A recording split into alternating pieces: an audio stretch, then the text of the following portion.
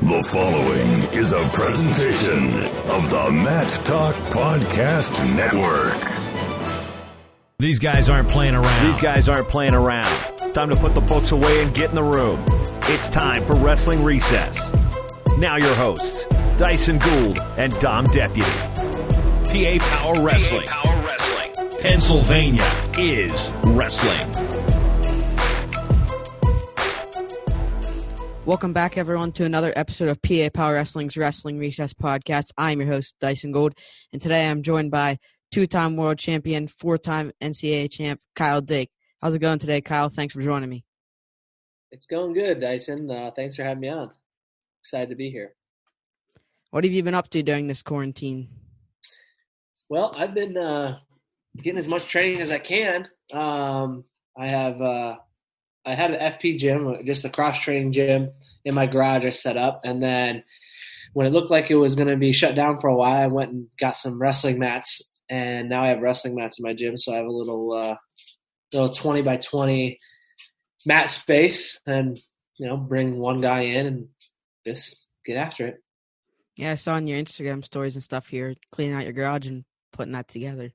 Yeah, I had to. It was I've been off the mat a little bit too long, so I need to get back on the mat.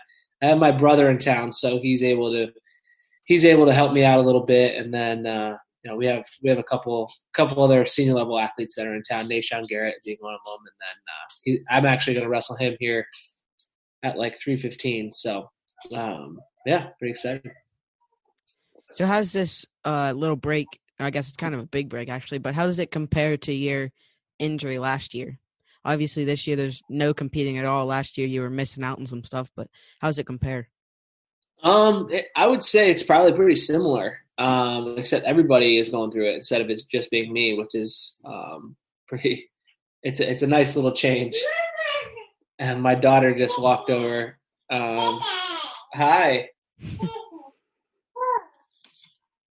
I can't read this book right now. I'm doing an interview. Do you want to say hi? Hi, Ella Joe. Can you say hi to Dysen? Say hi. Wave. Good job. I heard her making some animal noises on the Bader shed last week. Oh, yeah. Ella Joe, what does Santa Claus say? Ho, ho, ho. What about an ambulance? What's an ambulance say? Wee-oo, wee-oo. We're trying to keep her up to date on most animal sounds. Hey, can you go find Mommy? Where's Mommy? Go get Mommy. Where's Mommy? Anyway, sorry about that. That's fine. It's the pleasures of being a dad, having little babies run around, interrupting everything. No free time unless she's napping, and that's not right now. What was I saying? I forgot. We were talking about comparing to your injury. Oh, that's right. So, I think it's obviously selfishly the same, but for the whole wrestling community, whole sport community, everybody, it's a lot different. It's like everybody, had surgery at the same time and nobody can do anything. So we're all stuck at home, not doing anything, which, is probably the right protocol right now to make sure that we can, kind of stop this thing in its tracks and get a better handle on it and figure it out. And then once we figure it out, hopefully life can go on as it was. Hopefully this doesn't just drastically change everything where, millions and millions of people are out of work and, we can't go sit in a restaurant or, I can't go to a wrestling tournament or whatever it is. I guess maybe on the better side of this break is you're not injured, so you actually can go out to your garage and roll around a little bit. So exactly. So although there's no set competition, we're basically set. The way I'm thinking about it is just to be as sharp as I can be, and be ready for anything while learning. And that's always been a large part of my game, is just trying to learn as much as I possibly can, and have fun while I'm doing it. Don't lose the passion for the sport just because you're not allowed to go compete, and you don't have like a direction. But everybody's going through that. So I think a big thing, even from from senior level athletes to college athletes to high school to youth, it's really important that kids and people in general just don't lose sight of their goals and are willing to put in, whatever work you can put in. If you have to go outside and climb a tree 500 times, go do it. As long as you don't fall and break your neck, you'll be better off for it. So, I think this is good because it makes people take health as a priority, and they have to prioritize their well-being rather than, other things. And, they get to spend some time with their family, and obviously it's hard on the essential workers, the doctors and nurses and food, transportation, everyone, all of those things, so, we obviously appreciate everything that they do, and hopefully they can get home to their families and spend time with them when they're able to. I've been doing some virtual practices with my club that I wrestle for, Young Guns here in PA. They started up like a Google Classroom, posting some Zoom virtual practices, and then I've been getting outside, get some workouts in with some pull-ups and tire slams and stuff like that. There we go. At least you're staying up on it. That's good. I'm glad you're able to do that stuff. That's good, man. So do you think this Olympic postponement, how do you think it affects you? Is it a good thing for you personally or a bad thing? I think it's a great thing for me. I've been getting better every single year. Obviously I had a little injury, but I was making some serious strides leading up to that. And then in my last tournament out in Italy, I felt like I wrestled, pretty well, aside, for it being my first time down to weight, and, from not having everything that I needed over there, I feel like I did a pretty good job of competing. And, I wrestled some good guys. I wrestled a lot of good guys. And, I feel good about it. I feel really good about it. The amount of improvement that I had from that data point was a lot. And, I feel like with an extra year, I'm going to be just that much better. Did you kind of see this coming? I started to see it coming when, but right before the NBA said that they were going to shut down their season, I'm like, you know what? This isn't good. This is going to be a serious problem that we aren't ready for. And once the NBA canceled their season or postponed their season, whatever you want to call it, that's when I knew, like, all right, we're in big trouble, because they're a leader. They were right in the middle of their season. They have, superstar on superstar, and people love watching basketball. Also not everyone, obviously, but and this was right around the same time. I mean, a little bit before, where there was soccer leagues over in Europe that were starting to shut down, and I was like, well, if they're shutting down, we're next, because we've been a few days behind them. And once they started canceling, I was really like, okay, we're probably not going to be able to do this thing. Yeah, before that day at the NBA kind of suspended their season, I was kind of like, I didn't really know too much about it, and I was like, I don't really know much. And then a couple players tested positive for it, so they suspended their season. And then it was just a huge snowball effect from there, all pro leagues, and then eventually NCAA conference basketball tournaments and stuff like that, and then everything just ended up being shut down. So yeah, it was kind of crazy. It's kind of crazy to go through it all, but I think in the end it's probably going to be for the best. Even if it only saved one life, it was worth it. Yeah, that's what a couple other guys had on, like Brock Zackel, one that comes to mind. I had a couple other guys on. That's kind of what they were saying too. As long as if it saved one life, then it was worth doing it. Mm-hmm. Exactly. What do you think about everything moving forward with this postponement, such as maybe Olympic red shirts next year for college kids? Do you think UWW tries to push a 2020 Worlds in December, November, something like late end of the year? And do you think 2020 Worlds won't happen? Well, so here's a few things to consider. The IOC said that they were going to honor everyone that qualified for the Olympics. So everybody that placed in the top 6 or, wrestled for a medal at the World Championships in the Olympic weight will qualify for the games. And then everybody that qualified at the Pan Am Championship or Pan Am Games will also qualify. So if they have a World Championships, well, what does the World Championships really do? It doesn't do that much other than, you feel good and you have another competition. It doesn't qualify you for the Olympic Games. Now, if it was my choice and everything was safe and, wasn't a problem, yeah, I'd wrestle there. And, there's just so many unknowns that are associated with it that I think if we try to rush back, it could cause some issues.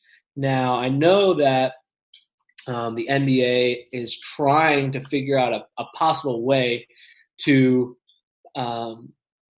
finish your season. It's going to be a shortened season, and there's going to be, they might have to play it with no fans or whatever it might be. But I feel like people are kind of going a little stir crazy, not having something to follow. I know a lot of people, billions of people follow sports, and it's something that they can cling to and get hope from and get excited about, and that's something that we need something to be excited about. And I feel like if it's safe to do, it's something that we should consider. But if it's still not going to be safe, it's not worth it. But wait and see. Yeah, I think I saw something like the MLB was trying to get something worked out that they start in May or something like that. So hopefully it gets cleared up and maybe we can get a 2020 Worlds end of this year. Yeah, we'll see what happens. So touching on the NCAA cancellation a little bit, what were your thoughts about that? Do you wish they would have postponed it or canceled it postponed it instead of canceled, or just what are your overall thoughts on that? That one was tough. It hurt a lot because we had, a couple seniors who, Chaz Tucker was undefeated. Even though he's in a really tough weight class, he was wrestling really well. Another kid, Noah Bauman, he was a senior, punched through, he's at Yanni's weight, and he made a lot of good strides and finally qualified. He had been EIWA finalist 2 other times and didn't qualify. So being able to finally punch through and get it done was something that was pretty cool to see. And, unfortunately, he didn't get a chance to wrestle the NCAA tournament. So, and everyone has their stories, right? So it's not just one guy who you feel bad for. You feel bad for freshman, sophomore, junior, senior. And, they lost that opportunity to be able to go out and compete. So, but at the same time, what have we been saying? If it saves a life, it's worth it. And I honestly believe that it did save lives by not having that tournament.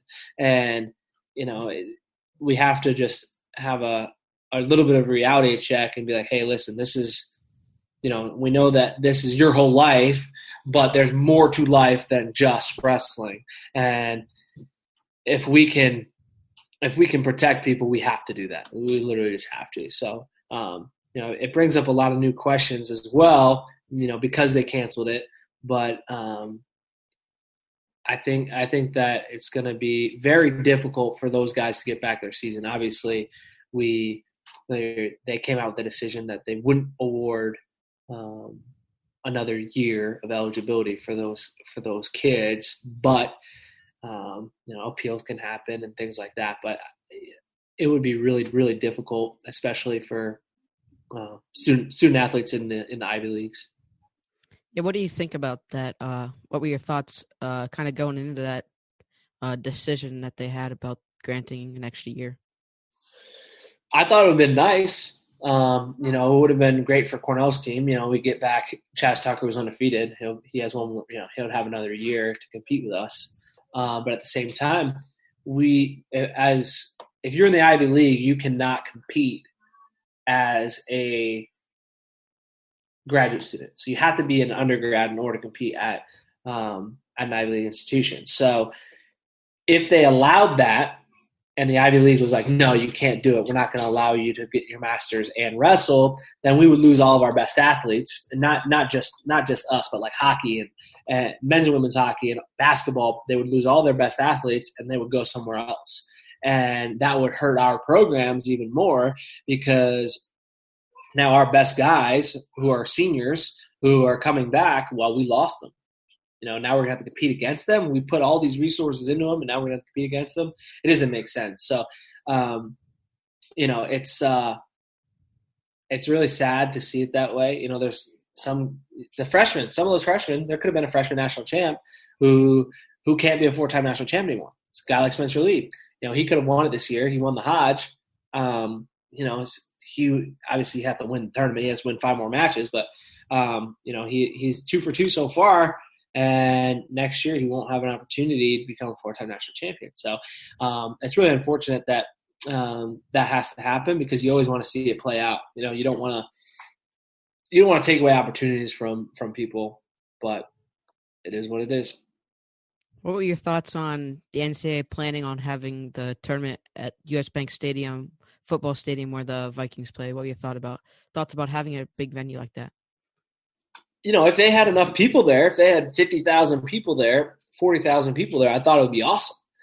People were upset, like, oh, the mats are going to be too far away when they saw the layout. Well, you haven't been there yet. You don't know what it's going to be like. You don't know where your seat is. I mean, well, most people did, but you're not going to be sitting way up in the nosebleeds and all those things. So you're going to have plenty of space to see these guys wrestle and compete. And, from an athlete's perspective, it looks awesome, because you would have so much space. Our team would be able to sit in one corner. We wouldn't be bothered by everybody. We wouldn't be stacked on top of each other like, at some venues, you have nowhere to warm up, because there's hundreds of athletes there trying to warm up in the same space. So I thought it was going to be really cool. I was excited to see the setup. But I think people are always nervous about something big, changing something big. And, can we test it first? I like the idea. I like jumping head first right into it. And, there has to be a demand for it. We can't try to host it down, in Kentucky where there's no wrestling program. Like, we have to be in a place where we can get 50,000 people into a football stadium. Plus, you need one that has temperature control, because March up north isn't always pleasant, as you know. Yeah, my thoughts on this situation were kind of just like you said, just might as well try it. And then other people are complaining, and I thought, try it, and then if it doesn't work, don't do it again. If it works, then do it. Exactly. And I heard that there was supposed to be like a ton of room like underneath, where like for all the teams, like, and you guys like you said, you wouldn't be on top of each other. So I like I said, I thought it would have been a great idea. I was excited to see it. Yeah, I think it would have been a lot of fun, and I think it would have been a better experience than most people thought.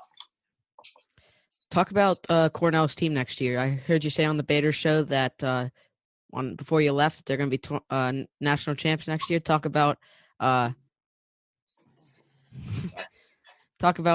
you said that, and obviously going to have a stacked team, but just talk about what your expectations are for the team next year. We have obviously Yanni's returning. 2-time national champ. We have Max Dean returning, 2-time All-American and national finalist. Ben Darmstadt, who is a All-American. Vito Ruja is an All-American. So that's 4 guys, high-level All-American, that we expect to be national champions. We expect those guys to go in and be the best in the country. So if you can put 4 guys, if you have 4 national champions, you're sitting pretty good. And that doesn't even look at the rest of our cast of characters. Now we have some young kids coming in who I think are going to be very, very good. And I think they're going to make a big splash, but they got to prove it. I think that we have some serious talent coming in, and we also have guys like Hunter Richard, who last year he probably should have beat Kolodzic 2 times. Kolodzic was undefeated, and he took 3rd the year before, and he's in a tough situation too, because they pulled his red shirt. But Hunter had him beat. He was after him, and I thought Hunter wrestled really well and is making huge strides this entire year. But we're just going to be solid up and down the lineup. We're not going to have many holes. We're going to have guys who have a ton of firepower, pitting ability, and then we have really young guys coming in. We have a kid, Josh Saunders, coming in. He's going to be really good. We have some RTC athletes, or not RTC athletes, sorry, Finger Lakes prep athletes. That's what I was saying. Chris Foca, Julian Ramirez, Luis Fernandez, Jake Cardenas, all those guys are coming in, and they all had really, really successful seasons. And I'm really excited. Having wrestled with all of them, I know how good they are and how good they can be. It's just a matter of proving it. So, I feel like we are in a really strong position to make a big splash, push for a trophy. And hopefully if everything, works out, and there's going to be a few teams that are going to be really hard to beat next year. But hopefully we can get it done. Yeah, you said like guys like Saunders and Ramirez, both those guys have been top 2 in the country in high school before. And then you got Foca, who I was watching a little bit at Fargo last year, and he was unbelievable. I remember he had a couple amazing matches with top guys, and I'm excited to see those young guys get into the lineup next year. Yeah, we have a lot of talent just coming in. We had another kid from Colorado, Colton Yapujan. I think he was 12-2 on the year, or 12-3 on the year. Had a really good match with Hayden Hidley. First match of the year, first time in a Cornell singlet, and he got injured this year, so he had to take a medical red shirt, and we're getting him back next year. So we're going to have a ton of guys who, again, unproven. We have unproven, but we also have guys who are hammers and proven. So hopefully we can get those guys to carry and lead this team to just keep getting better and score a lot of points.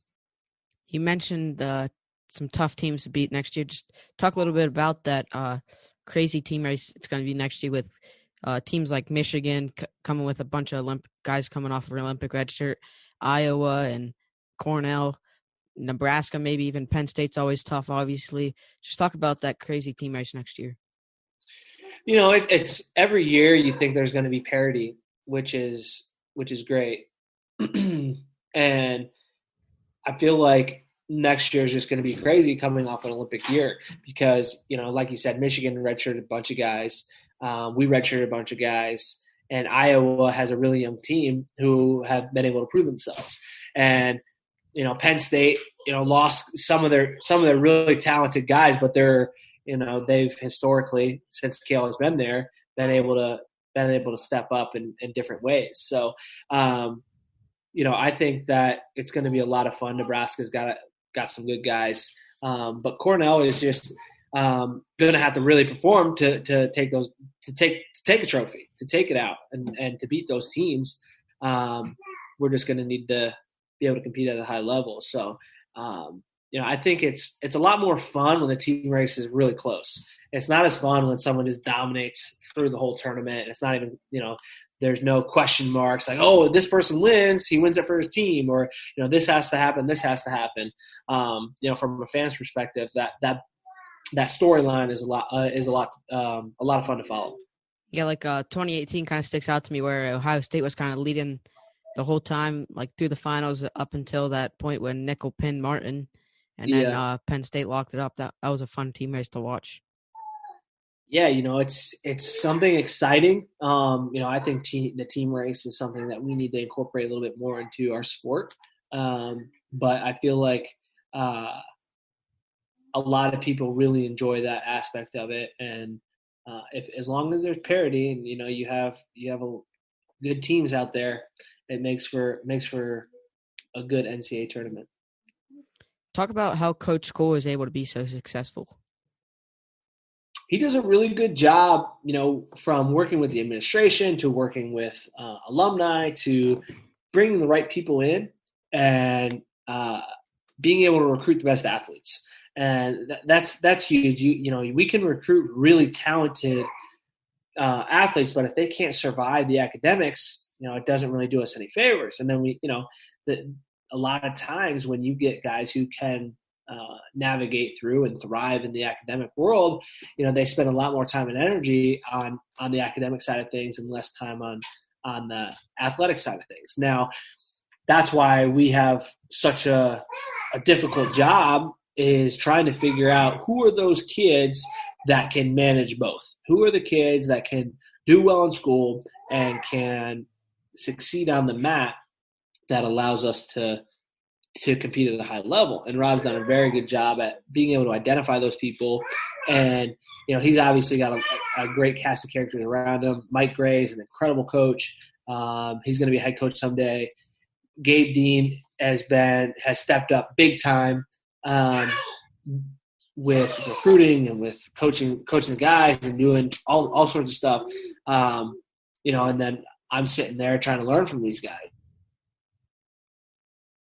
to help athletes get better at the sport and, encourage them to, I went through it. So encourage them to seek help and ask questions and try to do their best to be successful in both the classroom and on the mat. Moving on to your career a little bit, talk about how you got started into the sport and maybe what your first couple years and your youth career was like. So I started when I was 4. My dad was a wrestling coach. My grandpa was a wrestling coach. My dad was an All-American at Kent State. My grandpa wrestled at Ball State. They dropped their program a while ago. So it was kind of like a little bit of a family affair. And my dad was a high school wrestling coach. My grandfather was a middle school wrestling coach. And when I was born, they were both there. And then when I turned 4, obviously when I was when the day I was born to when I started wrestling when I was like 4.5, I'd been in a wrestling room. And my dad actually coached at Cornell and at Ithaca College. So he's been, he's got a lot of experience in the sport. So I'd just been around high-level wrestling for a long, long time. And it was something that I showed passion for as a young kid. I really enjoyed it. I like getting on the mat, running around, rough housing, and that was just something I wanted to do. And that was kind of how my career started. I would go to local tournaments the first few years. We never really went to anything national until I was probably like 10. And then once I got to like 10 years old, I started going to bigger tournaments. We would go to a tournament out in Ohio. We would go down to, one of the circuits down on the East Coast. And, I was doing okay. I wasn't a world beater. I wasn't tech falling everybody. I wasn't the best kid in the world, but, I had a really good foundation. And there were certain things I would get caught in. I'd never seen them before. And, being able to learn, through all those different positions paid dividends later in my career for sure. So did you have a passion for the sport right away? I would say I had a passion for wanting to hang out with my friends. All my friends wrestled. They all wanted to be a part of it. And, obviously I got better and better and better. And I really enjoyed it. And, I really liked winning. I didn't like to lose. So, and it was something, there's something about wrestling, individual sport that I really enjoy is that, everything's my fault. Whether I win or lose, it's my fault. If I make bad decisions and don't do what I'm supposed to do and I lose, that's my fault. If I make good decisions, I do what I'm supposed to do, and I win, well, that's my fault too. So I like to be able to control my destiny and control which way I'm going, and not have to rely on other people who might not care as much or might not want to be, might not have the same passion about winning or the sport as I do, or learning. That's a big thing too. A lot of people, what was most frustrating for me is they make the same mistakes over and over and over and over and over again and never learn from it. So that was frustrating for me. But I'm really lucky to have the family I do behind me to push me in the right direction. And I really enjoyed the sport from day one. Talk about your high school career and maybe what you remember from it. Were you how successful were you in your high school career, and just how were those years of your career? So in New York, you're allowed to wrestle in 7th and 8th grade. So I did, and they had a 96-pound weight class at the time. So I wrestled there. My first year, I was 25-5. I only weighed 80 pounds. I was wrestling 96. I would have to chug a gallon of water in order to make weight, the minimum weight, which was 88 pounds. So I was having to constantly try to put on enough weight so that I could wrestle in these tournaments. And there was a state champ. He was a junior. I think he ended up being a 2-time national champ, D2, after he graduated. I can't remember where he went. But he won states that year. So I was in a tough bracket. And then the next year, I think I went 27-7. So I ended up having a number of losses there. But, again, I was small. I weighed 90 pounds trying to wrestle 96. And, I was wrestling some older kids who would cut weight. And, there was another – I had a nemesis from down the road. He actually wrestled at Bloomsburg. His name was Nick Wilcox. He beat me like 3 or 4 times that year. He always beat me in double overtime rideouts. He literally won every flip of the coin, and he would choose top, and I couldn't get out. And that was when I decided I was never going to get ridden again. And that was very, very frustrating.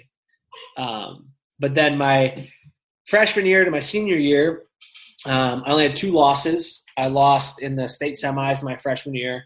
I was up 9-0 going to the 3rd period, and I got spladled and pinned.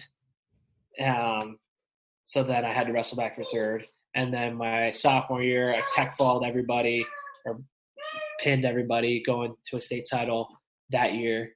And then my junior year, I lost to a guy named Ian Paddock. He went on to wrestle at Ohio State. I got cradled early in the first period, was down 5-0, and then couldn't dig myself out of the hole. And then my senior year, I won again in the finals. I beat my college roommate, actually, Mike Nevinger. He ended up coming to Cornell too. I beat him 2-1. So I had and then throughout high school, I made a junior world team in Greco my junior year. I won NHSC Nationals 3 years, my sophomore, junior, senior year. So, I had won the tournaments that I went to, and, I was wrestling at a, decent high level. I look back and I see what I would look like. I was like, dang, you need to make a lot of improvements. But, at the time, I was just doing what I knew how to do and wrestling the best of my ability. Yeah, I'm kind of in that same spot you were your 7th and 8th grade year. I was, right now in PA, I'm in 8th grade, and then so I'll be a freshman next year, and just freshman wrestle high school in PA. And I was, right now I was 87 this year at states, and then I'm actually weighing around like 98 to 100 right now, so I'm trying to get up to 106 for next year. There you go. I remember Jordan Oliver. He was tiny his freshman year. He was tiny. He was like 90 pounds, wrestling 103, and he was still mauling dudes. So just because you're a little bit smaller doesn't mean you can't outslick them. So can were you a highly recruited guy, getting a lot of offers and stuff coming out of high school?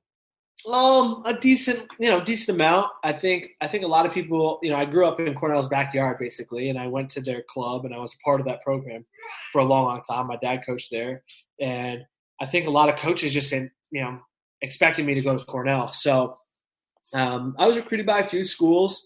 Binghamton was a close school that recruited me. A little bit from American University, their coach at the time. Mark Cody is from this area, and then a little bit from Northwestern as well. But most of my career, I knew that I probably wanted to wrestle at Cornell, and once it came down to it, and they're like, hey, it'd be nice if you committed. I'm like, all right, I'm coming. So it was kind of one of those deals where I grew up in the backyard, and it just made sense for me to come here.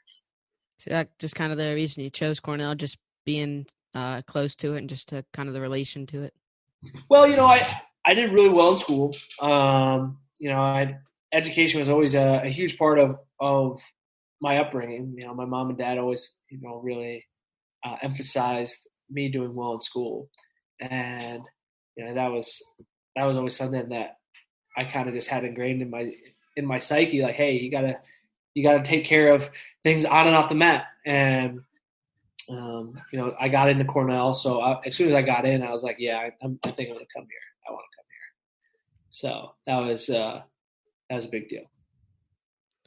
So moving on to your college career, obviously a 4-time NCAA champ.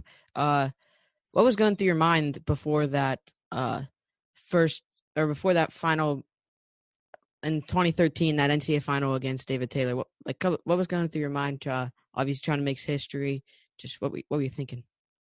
That year was an awesome year. Obviously, David and I had 3 pretty epic battles throughout that whole year. All-Star Classic, exciting scuffle, and then ultimately the NCAA Championships. And those first 2 matches, they were really close. They were, it was basically, it was a razor's edge that I barely, I beat him barely.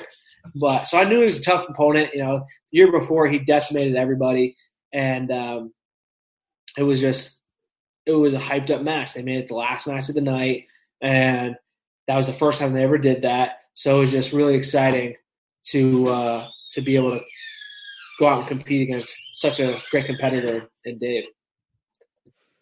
So I've actually been watching that match a couple times in the last week since they've been replaying on ESPN. It was a great match. Yeah, it was fun to watch that. Yeah. It was just kind of cool to like how the crowd got behind you, knowing you're making history like that, getting pretty loud, and there's some crazy scrambles and stuff like that.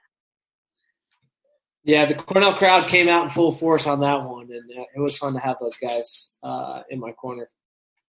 Talk about what it was like to win the 4 NCAA titles, not just win them, but like at the 4 different weights. What was that like? It wasn't planned. At first I wrestled 141 because I made the commitment to wrestle that weight class, and then ended up growing quite a bit my freshman year.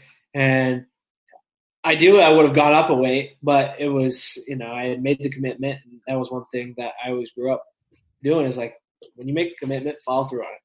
And so I wrestled that year, and it was a similar situation my sophomore year. I made the commitment to go 149, and it helped the team for me to go that weight. We had that year we had a really solid 157 pounder, and I had to suck it up and make the weight. And then the following year, our 57 pounder graduated, so I was able to bump up again, and that was probably the ideal weight for me at the time. And my senior year, 57 was still probably the weight class for me. But Coach Koll brought me into his office and was like, listen, our team's better if you go 165. And I feel like, you can make some history there. You already, you need to do this. And I was like, all right, I'm in, let's go. So that's kind of how the whole thing planned out. So which NCAA title would you say was your favorite, kind of maybe just the tournament or the championship, or maybe the whole year together? Obviously the 4th was because it was the 4th making history, but which one, putting that aside, which do you think was your favorite? As far as tournaments go, my freshman year was epic, because a true freshman coming in, I was I just turned 19 years old.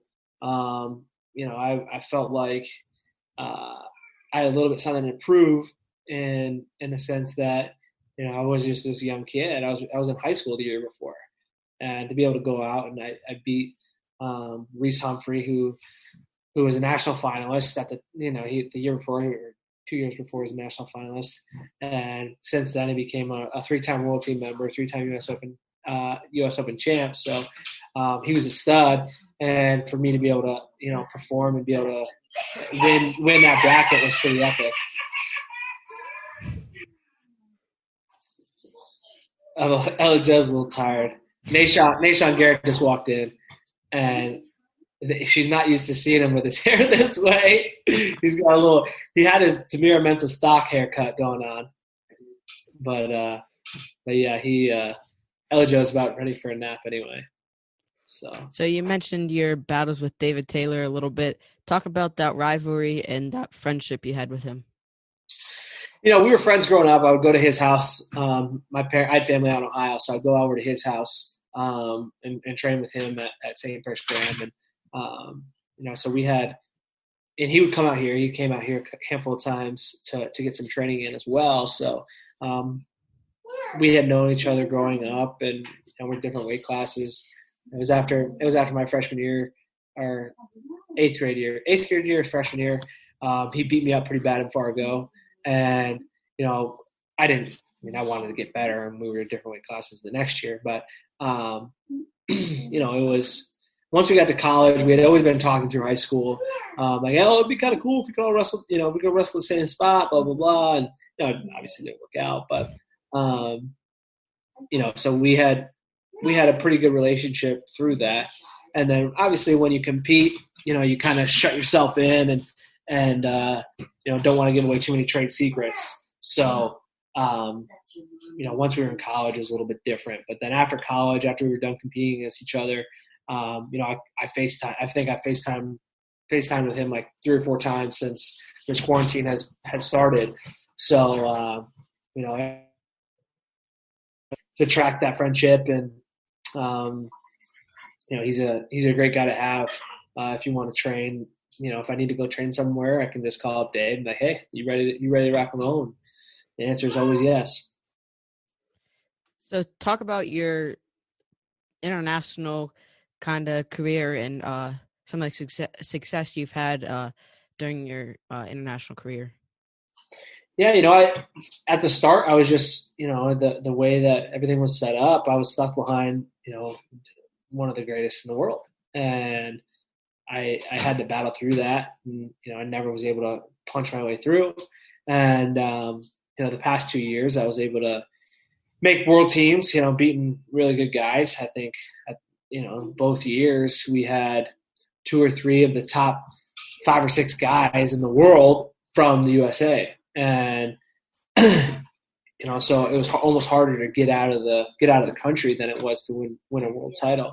But obviously, those guys are compete at a ridiculously high level at the World Championships. So it was a great experience for me to be able to go out and compete on the world stage. Invaluable experience. So obviously my first time out there, being able to go out and win, not give up a point was pretty epic. And then this last one, I was super proud of myself coming back, off of an injury, off of a surgery, and being able to put it together and really prove to myself, like, hey, that first year wasn't a fluke. You're there, you're that good. You just got to keep it up. Don't let off the gas and keep getting better. So that's where I'm at right now, is like, keep getting better and make those adjustments to win an Olympic gold medal. You mentioned sometimes being harder to get out of the U.S. than actually win a world title. Like last year, you and Deringer, probably the winner of that, as you won and went to win a world title. If he would have won, he probably would have went and won a world title as well. Talk about some of your battles with guys like Deringer and Burroughs. Having both those guys have pushed me to new heights as well. Knowing that I had them, I was trying to catch Jordan, and I was getting chased by Deringer. I knew I had to step up and put more time in, more focus, and keep getting better. I couldn't sit idly. So that was a big thing for me, is having those guys be able to push me. I'm intrinsically motivated, and a little bit extra oomph never hurt anybody. Kind of going alongside with that, talk about the progress USA has had on the world and Olympic level these last 5 to 10 years, with maybe like before USA really didn't have much success, and then now you guys are always top 3, top 2, always right in there for the team championship.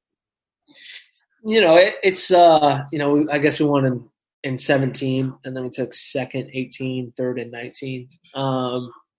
But we got to remember there was times where we had multiple gold medalists before. The 80s was a great time. The 90s we were doing really well as well. So there was just a little bit of a lull in our success. The U.S. has always been really good at wrestling. So to be able to be a part of that resurgence is pretty cool. I feel like a lot of it has to do with the fact that we're able to keep guys wrestling longer. If Cale Sanderson had more motivation, whether it be from purely money standpoint, and could make a very good living just competing, he probably would have competed for another cycle. I know he came back, but that was after he kind of got convinced by his athletes to come back. But how long has a guy like Jordan Burroughs been competing? He's been here since 2011, I think. So he's been doing it for a long time. And I've been on the stage since 2012, and almost 9. This will be my 9th year competing on for Team USA. And it's hard to stay in a game that long. But when you have more resources to allow these guys compete is really important. Talk about your mindset going through this year and going into the Olympics that obviously aren't going to be happening this year, but just talk about what your mindset was like. I was ready to go. I was ready to climb the mountain and conquer it. And, I had been prepared beyond measure. I was ready to go win the spot, and then, I'd be ready to go to win the Olympic Games. So, now I'm obviously the plan got pushed back a year, but it's the same goal to be an Olympic gold medalist. So talk about your future a little bit. You mentioned guys like wrestling a little bit longer. How long do you plan to stay around? How many more cycles? Just what's your plan for the future? I don't really know. I've been taking it 1 year at a time. I feel like in 2016 there was a chance that I could have retired with the shoulder surgery and having to deal with all that. But obviously I came back and wrestled really well.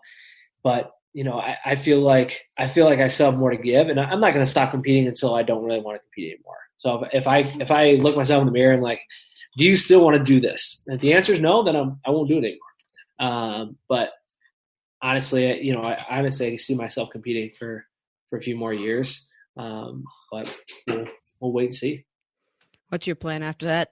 Stay on and coach at Cornell, hopefully, or look around for some coaching jobs? Yeah. I've always wanted to be a college wrestling coach, and there's some other things that I would like to do. Maybe not in the sport of wrestling, but I'm always going to be involved in some way, shape, or form. Whether I decide to coach or if I decide to take a different route. But for the most part, my plan is to be a wrestling coach and be able to help these young athletes navigate through both the wrestling world and the world we all live in. Last thing before I let you go, just what's some advice maybe you'd give a younger wrestler like me, 8th grade, or like a high school, any level wrestler? Just what's some advice you could give? I would just say have fun and don't stop learning. Try to learn from as many people as you can. And, a lot of people try to think, oh, I have to learn from the best. And that's true. You want to learn from the best guys because, they know what works. But at the same time, you could have the worst guy in your room, the worst guy in your club, the worst guy in your team could do something really well. And maybe that's the only thing he does well. And if that gets shut down, then you can't do anything. Well, if you're a good wrestler and someone, let's say he has a really good, shrug or something like that. Well, learn that from him. Go learn how he does his shrug, how he sets it up and does it. And then maybe that's a move you hit one time, but that one time you hit it, it allows you to be a national champion, state champion, world champion. You never know. So try to learn as much as you can from everybody that you can. That's all I got for you. Thanks for coming on, Kyle. Anything else you'd like to say to me or the listeners before I let you go? That's it. Let's go Big Red. All right. Thanks, man. All right. Have a good one. Yep. See ya.